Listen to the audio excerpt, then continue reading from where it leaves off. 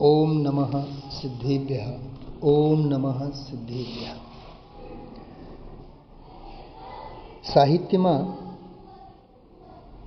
દોહા અને મુક્તક પછી હાઇકુ નામના કાવ્યો બહુ પ્રસિદ્ધ છે. હાઇકુ એક જાપાની વિદેશી કાવ્ય પ્રકાર છે. આ કાવ્યની એક વિશેષતા છે, ટૂંકામાં ટૂંકી કવિતા.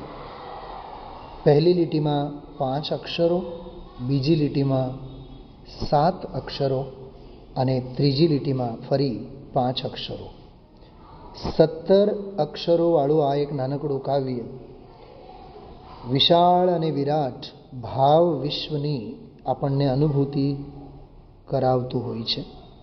એવી એક સાહિત્યિક રચના અત્રે પ્રસ્તુત છે. સતને ખોળું ચિત્તને જ સંચેતું આનંદ માણું. કાવ્ય પૂરું. સતને ખોળું 5 અક્ષરો, ચિત્તને જ સંચેતું 7 અક્ષરો અને આનંદ માણું 5 અક્ષરો. આ 17 અક્ષરોવાળા નાનકડા કાવ્યમાં આચાર્ય કુંદ દેવનો પંચ પરમાગમ સ્વરૂપ અંતરાત્મા સંપૂર્ણ રીતે છતું થાય છે, આપણી નજરોમાં તરવરે છે.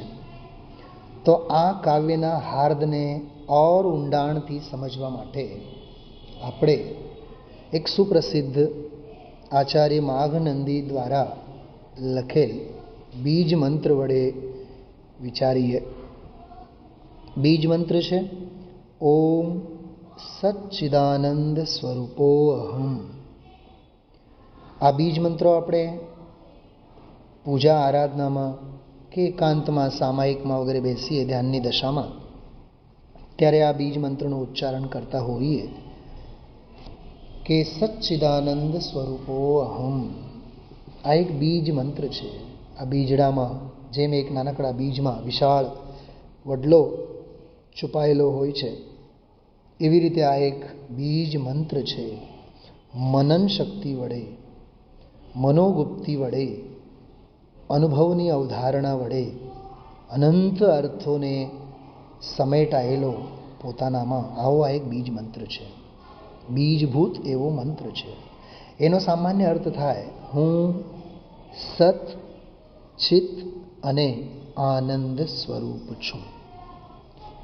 તો આમાં આવેલા જે સત, ચિત્ત અને આનંદ, આ 3 શબ્દોથી પોતાના ચૈતન્ય સ્વભાવને ઓળખાવતા આ 3 શબ્દો કે 3 શબ્દો વડે બનેલો આ એક આધ્યાત્મિક બીજ મંત્ર ઓમ સહજ સચ્ચિદાનંદ સ્વરૂપો અહમ.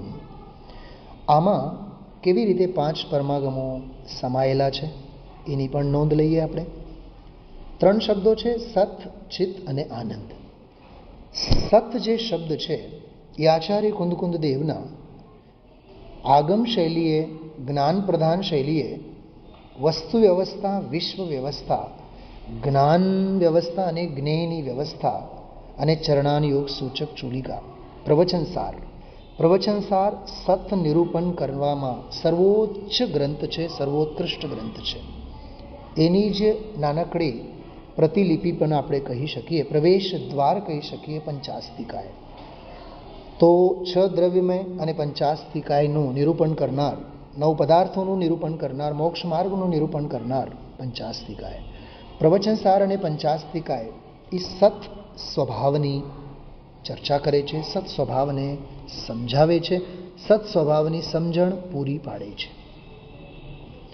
અને ચિત્ત કહેતા ચૈતન્ય સ્વભાવી સમયસાર ભગવાન આત્મા.